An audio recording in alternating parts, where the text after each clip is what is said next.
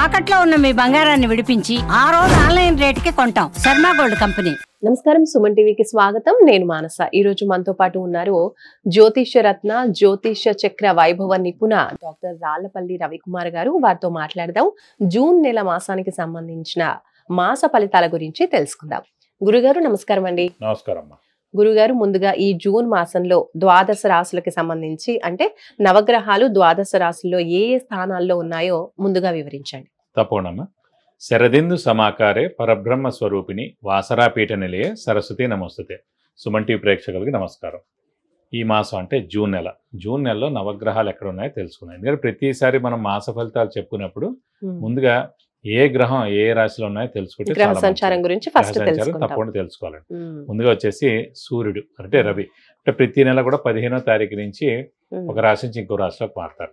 So మనకి June 15 నుంచి వేసుకుంటే కనుక జూన్ 14 తారీఖు దాకా వృషభ రాశిలో ఉంటారు. జూన్ 15 నుంచి మిథున రాశిలోకి వస్తారు. సో జూన్ 15 నుంచి చూపించగా జూలై 14 దాకా రవి మనకి మిథున రాశిలోనే ఉంటారు. అలాగే బుధుడు వచ్చేసి మనకి మిథున రాశిలో స్వస్థానంలో ఉంటారు. అలాగే మనకి శని వచ్చేసి ప్రస్తుతం మీన రాశిలోకి ప్రవేశించారు. అలాగే గురువు కూడా మనకి మిథున రాశిలోకి ప్రవేశించారు. మిథున రాశిలో ఉంటారు ఈ సంవత్సర కాలాంతం. శని కూడా సంవత్సర కాలాంతం మీన రాశిలో ఉంటారు. అలాగే రాహు వచ్చేసి మనకి కుంభరాశిలో ఉంటారు. అలాగే మనకి కేతు వచ్చేసి మనకి సింహరాశిలో ఉంటారు. అలాగే కేతుతో పాటు కుజుడు కూడా అక్కడే సింహరాశిలో ఉంటారు. ఇది కాకుండా ముఖ్యంగా శుక్రుడు వచ్చేసి మనకి మేషరాశిలో ఉంటారు. ఈ కాంబినేషన్ అంతా మనకి ఈ నెలల్లో ఇలా ఉంటుంది. ఇప్పుడు ముఖ్యంగా అంటే 5/6/2025 నుంచి కుజుడు నీచత్వం వెళ్ళిపోయి మనకి సింహరాశిలోకి ప్రవేశిస్తున్నాడు. ఇన్నాళ్ళు మనకి ఈ యుద్ధ వాతావరణం తీసుకోండి, ఎర్త్క్వేక్స్ లాంటివి తీసుకోండి, అలాగే ఫైర్ యాక్సిడెంట్స్ తీసుకోండి, అలాగే ఇల్లు కూలిపోవడాలు కానివ్వండి, ఈ మిలిటెంట్ అటాక్స్ కానివ్వండి, ఇవన్నీ కూడా ఈ నక్సలైట్స్ కానివ్వండి, ఇవన్నీ సమస్యలు కూడా ఒక కొలిక్కి వచ్చినట్టమాట. 5/6/2025 నుంచి కుజుడు నీచత్వం వెళ్ళిపోతున్నాడు. ఎందుకంటే ఇది లాస్ట్ ఇయర్ అక్టోబర్ నుంచి ఉంది మనకి కుజుడు నీచత్వం అనేది. సరే వక్రగతి అని మామూలుగానే వచ్చింది, మళ్ళీ ఏప్రిల్ నుంచి మళ్ళీ విజృంభించింది. సో ఈ కుజుడు నీచత్వం అనేది వెళ్ళిపోతే కనుక మనకి దేశానికి కూడా అంటే పీస్ఫుల్గా ఉంటుందని చెప్పుకోవచ్చు. కానీ ఇక్కడ ఏంటంటే మళ్ళీ కుజుడు కూడా ఇక్కడ సింహంలో వచ్చినా కూడా కేతుతో కలిసి సప్తమ స్థానంలో ఉన్న రాహుని చూస్తున్నాడు. కాబట్టి ఇప్పుడు కూడా కొంచెం ఉధృతి ఉంటుంది. అంటే మనకి ఎప్పటిదాకా ఉందంటే మనకి 28 జూలై 2025 వరకు ఈ కుజుడు కేతు కలిసి ఉంటారు. ఈ కుజుడిని రాహు చూస్తుంటాడు. సో 28 జూలై దాకా కూడా మళ్ళీ ఈ ప్రకృతి వైపరీత్యాలు కానివ్వండి ఇలాంటి వరకు చిన్న చిన్న జరిగేందుకు అవకాశాలు ఉన్నాయి. అలాగే యాక్సిడెంట్స్ ఎక్కువగా జరిగేటట్టు ఉన్నాయి ఈ 1 మంత్ ఈ 2 మంత్స్లో కూడా.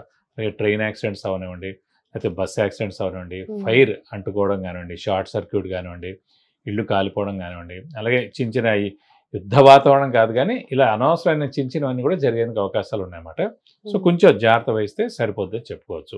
అలాగే మనం ఇప్పుడు ఎక్కువగా మన రాశి ఫలాల్లో వివాహం గురించి వాటి గురించి చెప్పుకుంటాం. ఎందుకంటే వివాహం మెయిన్గా ఏంటంటే ఈ మూఢం అవి ఉన్నప్పుడు చేయకూడదు. అంటే ఏదైనా ఎన్ని శుభకార్యం అంటే ఈ ఇంటి గృహప్రవేశం కానివ్వండి, శంకుస్థాపన కానివ్వండి, అలాగే వివాహం కానివ్వండి, అలాగే ఎంగేజ్మెంట్ కానివ్వండి, ఏదైనా ఎన్ని మేజర్ శుభకార్యాలు ఏవైనా సరే మూఢంలో చేయకూడదు. ఎందుకు మనం అలర్ట్ చేస్తున్నాం అంటే అండి, మూఢం మనకు ఇంచుమించుగా 3 నెలల పాటు ఉందండి.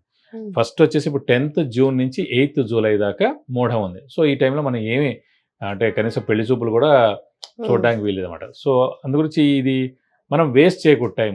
ఈ ఏడాది గురుబలం బాగా ఉన్న వాళ్ళందరూ కూడా త్వరగా మనం ఫిక్స్ చేసుకుంటే మంచిది. అలాగే మళ్ళీ నవంబర్ 30 నుంచి 13th ఫిబ్రవరి 2026 దాకా అంటే అదొక 75 రోజులు. ఈ 10th జూన్ నుంచి 8th జూలై దాకా తీసుకుంటే 30 రోజులు. చూసి ఓవరాల్గా మనకి 100 రోజులు 105 రోజుల దాకా మూఢమే ఉంటుంది ఈ సంవత్సరం అంతా. కాబట్టి గురుబలం బాగా ఉన్న వాళ్ళ మటుకు గట్టి ప్రయత్నం, మానవ ప్రయత్నం, స్పీడ్గా స్మార్ట్ వర్క్ చేసి ఏదైనా చేసి ఫాస్ట్గా పెళ్లి కుదుర్చుకోవడం అనేది చేసుకుంటే చాలా మంచిది. గురుగారు, మకర రాశి వాళ్ళకి ఈ నెల ఎలాంటి అనుకూలతలు కనిపిస్తున్నాయి? మకర రాశి అనగా మనకి ఉత్తరాషాఢ 2-3-4 పాదాలు, శ్రవణం 1-2-3-4 పాదాలు, ధనిష్ట 1-2 పాదాలు, ఈ నక్షత్రాల సమూహం అంతా మనకి మకర రాశిలోకి వస్తుంది. ఈ రాశి వారికి శని బలం పరిపూర్ణంగా ఉంది.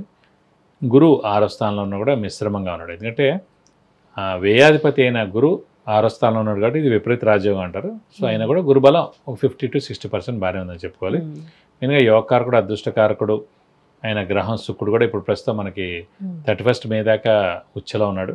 సో మనదాకా అదృష్టం పరిపూర్ణంగా ఉంది. అలాగే మనకి జూలై రాగానే మళ్ళీ శుక్రుడు కూడా స్వస్థానంలోకి వస్తాడు కాబట్టి నెక్స్ట్ మంత్ నుంచి ఎలాగో అత్యద్భుతంగా ఉంటుందని చెప్పుకోవాలి. ముఖ్యంగా ఇవన్నీ కాకుండా రాష్ట్రాధిపతి అయిన శని మటుకు 3వ స్థానంలో ఉన్నాడు. తృతీయ అంటే పరాక్రమం, జనాల సహాయ సహకారం, అలాగే మన చెల్లెలు కానీ తమ్ముడు కానీ ఆ ప్లేస్ అన్నమాట, మనకన్నా చిన్నవాళ్ళు.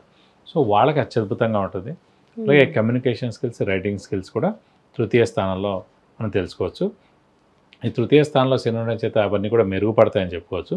మీన్ అలాగే శని ఆరోగ్యకారకుడు, ఆయుష్ కారకుడు కూడా ఏ మనిషికైనా, అలాగే వృత్తి కారకుడు కూడా, సో ప్రొఫెషన్ కారకుడు కూడా. సో కాబట్టి ఖచ్చితంగా ఆరోగ్యం బాగుంటుంది, ఆయుష్ బాగుంటుంది, ప్రొఫెషన్ కూడా చాలా బాగుంటుందని చెప్పుకోవాలి. ఇంకోటి ఈ శని తృతీయంలో ఉండడం చేత అంటే మనకి ఏళ్ళనాటి శని పాపం మకర రాశి వాళ్ళకి 7.5 సంవత్సరాల నుంచి తినేసింది. సో వెళ్తూ మేలు చేయాలి, కొంతమంది చేసింది, కొంతమంది చేయలేదు. కానీ ఇప్పుడు తృతీయ స్థానంలో ఉన్నప్పుడు ఖచ్చితంగా చేస్తుంది. ఎందుకంటే 3, 6, 11 స్థానాల్లో శని మంచి రాజయోగాన్ని ఇస్తారండి. పైగా మీనరాశిలో ఉన్న శని కాబట్టి ఖచ్చితంగా ఇంకా పెద్ద రాజయోగం కూడా ఇస్తారు.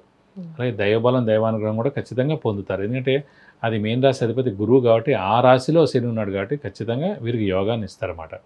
కాబట్టి వీరికి ప్రస్తుతం అయితే ఈ నెలలు కూడా అత్యద్భుతంగా ఉందని చెప్పుకోవాలి.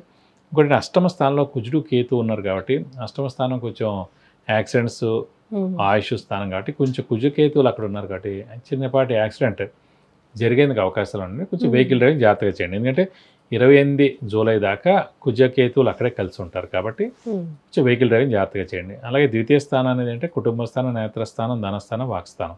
సో వాక్స్థానంలో రాహుండడం చేత అనుకోని మాటలు ఏమైనా అనడం, స్ట్రేట్ ఫార్వర్డ్గా ఏదైనా ఎవరైనా అనడం, వాళ్ళని ఒప్పించడం ఇలాంటివి జరుగుతుంటే వాళ్ళు బాధపడేందుకు అవకాశాలు ఉన్నాయి. వాళ్ళు కూడా మిమ్మల్ని ఏమైనా అనేందుకు అవకాశం ఉన్నాయి కాబట్టి కొంచెం మౌనంగా ఈ నెలల్లో మౌనంగా ఉండడం, వెహికల్ డ్రైవింగ్ జాగ్రత్తగా చేయడం నేను చేస్తే సరిపోతుంది. మకర రాశి వాళ్ళకి ఇంకా ఆర్థికంగా ఏ విధంగా ఉంటుంది గురుగారు? ఆర్థికంగా బాగానే ఉంటుంది. ఎందుకంటే యోగకారకుడైన శుక్రుడు, అదృష్టకారకుడైన శుక్రుడు, లక్ ఫేవర్ చేసే గ్రహమైన శుక్రుడు మొదదాకా 31 మే దాకా ఉచ్చలో ఉన్నాడు. ఇప్పుడు జూన్ నుంచి మేషరాశిలోకి వచ్చినా కూడా మళ్ళీ జూలై నుంచి 20-25 డేస్ దాకా శుక్రుడు స్వస్థానంలో ఉన్నాడు కాబట్టి ఖచ్చితంగా ఆర్థికంగా బాగానే ఉంటుందని చెప్పుకోవాలండి.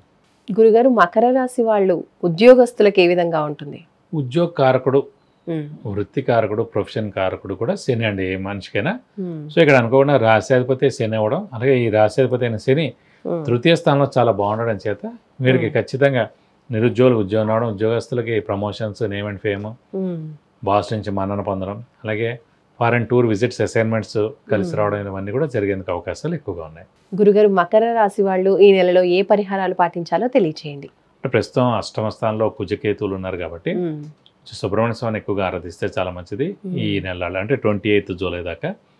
సో ప్రతిరోజు సుబ్రహ్మణ్య స్వామి అష్టోత్తరం చదువుకోవడం, ప్రతి మంగళవారం సుబ్రహ్మణ్య స్వామి టెంపుల్కి వెళ్ళి 40 ప్రదక్షిణాలు చేయడం, అలాగే వీలైతే కనుక సుబ్రహ్మణ్య స్వామికి హోమం మరియు అభిషేకం చేయిస్తే చాలా మంచిదండి ఒకసారి. ఎందుకంటే స్కందగిరి టెంపుల్ అని ఉంది ఇక్కడ హైదరాబాద్లో, ఆన్లైన్లో కూడా పే చేయొచ్చు. సో 2000 అవుతుంది దానికి. హోమం మరియు అభిషేకం సుబ్రహ్మణ్య స్వామికి మన పేరు, నక్షత్ర గోత్రాలు చేస్తే కనుక ఆరోగ్యం బాగుంటుంది, చిన్న చిన్న యాక్సిడెంట్స్ జరగకుండా ఉంటుంది, ఆర్థికంగా కూడా చాలా బాగుంటుంది. సో ఈ పరిహారాలు పాటిస్తే మీకు అన్ని విధాలా మంచి చేకూరుతుంది. రైట్ గురుగారు, ధన్యవాదాలు. నమస్కారం.